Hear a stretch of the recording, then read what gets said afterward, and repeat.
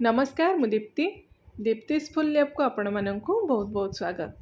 बड़का भात रे बा पूर्व दिनर भात जदि घरे रही जाइए आपण जापार केमती से भात को यूज करेंगे तो से जो बड़का भात रे आज आम गोटे रेसिपी बनइबा।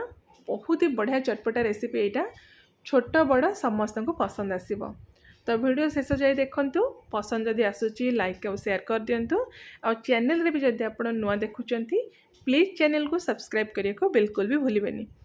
तो ये रेसिपी पाई फर्स्ट आमको किसी बड़का भात बा लेफ्ट ओवर राइस दरकार। ये मु 2 कप मापिकी बड़का भात नहीं भातटा जेहेतु पूर्व दिन आउ फ्रिज रे थिला एमती पूरा गोटा गोटा होगी अच्छी आठी जो भातटा आपड़ ने ना ताकू मापिकी गोटे जगार नेले स्नैक्सटा आम बहुत बढ़िया बनब। तो ये मु अरुआ चाउलर भातटा यूज करी आपड़ जदि चाहिए उषुना चाउल भात भी यूज करें। तो भात सबको एबे आमे गोटे ग्राइंडर जार को देदेबा।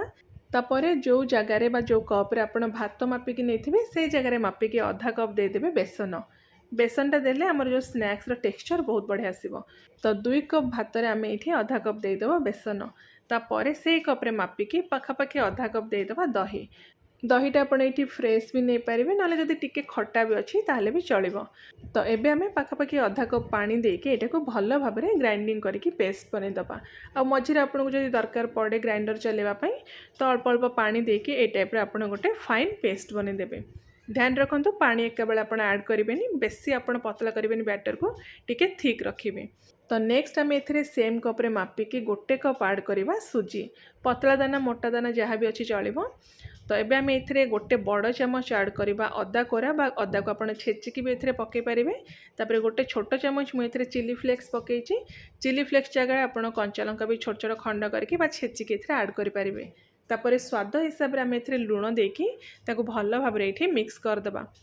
ये देखो सबू जिनस मिक्स हो सारापर बैटरटा ये टिके थिक लगुच कहीं सुजीटा पानी आमर अब्जर्व करवा से पाखापाखि आधा कप मुझे पानी दे दूची भल भाव में आम आउ थे यहाँ को मिक्स करदे। एका सांगे आप बिल्कुल भी पानी देवेनि कि बैटर को आप बेसी पतला रखिए।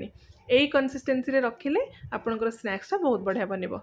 तो ये यहाँ को कवर करके पाखापाखि 10 ରୁ 15 मिनिट आम साइड रखीदे सुजीटा जमी टिके फुलीज। तो 10-15 मिनिट पर देखु बैटर रे सुजीटा आमर पूरा फुलिकी सेट हो जाए बैटरटा भी आमर टिके ये थिक हो जाए। यहीटा हूँ परफेक्ट कंसिस्टेंसी। या बैटर को आप बेसी पतला करेंगे कि बेसी बहलिया भी करेंगे। देखो एतिकी कंसिस्टेंसी रखिकी आप बैटरटा को बनइबे।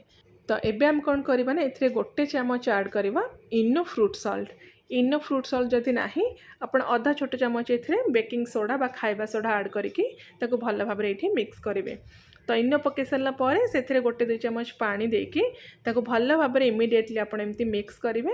आउ इनोटा मिक्स हो सारापर देखिए बैटर आपणकर एमती पूरा फ्लपी होकर डबल क्वांटिटी हो ओभर मिक्स ये बिल्कुल भी करेंगे। इमिडिएटली आप बैटर को एमती गोटे मोल्ड को ट्रांसफर करदे। तो मुझे गोटे केक टिन यूज करी आपड़ जेकोसी थाली बा प्लेट यहाँ को स्टीम करेंगे। किंतु बैटर को मोल्ड बा जेकोसी प्लेट ढालिबा पूर्वर से जो जगटा को आप भल भाव में तेल लगेदेवे बा तेल रे ग्रीस करदे। तो एबे यहाँ को आम पाखापाखि 15 मिनिट मीडियम फ्लेम रे स्टीम करवा। जेकोसी स्टीमर भी आप करेंगे। मुझे गोटे कड़ाई यूज करी। तो यहाँ को एमती कवर करके मीडियम फ्लेम रे आम 12 ରୁ 15 मिनिट जाए स्टीम करवा। फ्लेम को आप मीडियम रखिए हाई करेंगे। तो पाखापाखि 15 मिनिट पर देखूँ यहाँ पूरा फुली जाइए। तो सीझी कि नहीं आप केमती जानवे गोटे टूथपिक आप इनसर्ट करेंगे भितर। जदि क्लीन आसो टूथपिक जानवे आपणकर जो स्नैक्सटा पूरा बढ़िया से सीझी जाइए। जदि किसी भी आपणकर टूथपिक लगुच तो आउ थे कवर करके लो टू मीडियम फ्लेम रे आप 3-4 मिनिट कुक करेंगे। तो ये आम पूरा बढ़िया से ये सीझी जाइए। एबे आम यहाँ को पूरा ठंडा हाँपाई छाड़ीदे देन आम नेक्स्ट स्टेप को जीवा। तो जितेबाला यहाँ पूरा ठंडा होना तो केमती गोटे छुरी साहाଯ୍य आपणकर मनपसंद सेप्रे आप काटिपारे। मुझे टिके लंबा और बड़ बड़ खंड रखी आपण सुविधा हिसाब से यहाँ काटिपारे। डायरेक्ट मोल्ड रे ये काटुची जदि आप चाहिए पूरा जो स्नैक्सटा को आप मोल्ड भितर बाहर करके आप बाहर भी काटिपारे।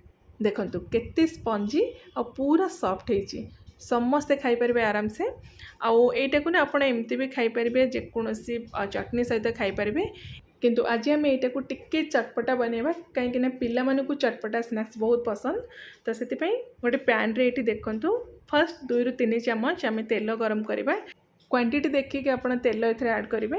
तापर तेल को आम टिके गरम हाँवाई छाड़ीदे बेसी आप तेल को ये गरम करेंगे। फ्लेम पूरा आप लो रखिए। तापर आम ये गोटे चमच ऐड करदे सोरिष। ये छोट दाना वाला सोरिष मुझे यूज करी बड़ दाना वाला सोरिष भी यूज करेंगे।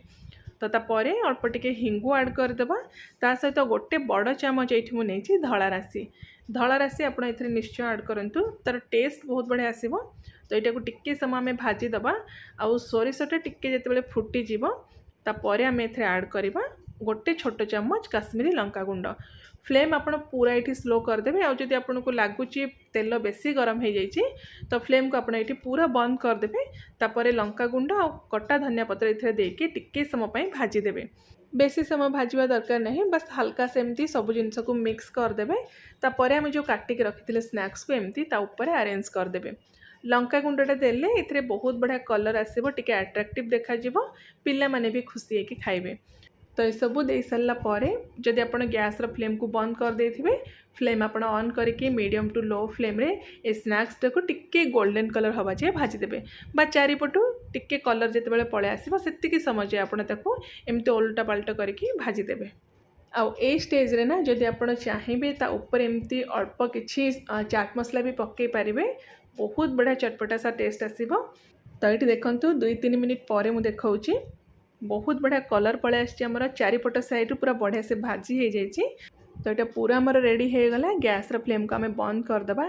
टेस्ट बहुत बढ़िया होता। निश्चय थे आप ट्राए करूँ। जेकोसी सॉस बा चटनी सहित आप सर्व करेंगे बा एमती भी आप बिना चटनी बा सॉस लगे कि खाईपारे। बहुत बढ़िया टेस्ट आसो कहीं जो तड़काटा मिक्स हो यार टेस्ट को पूरा डबल करदेव।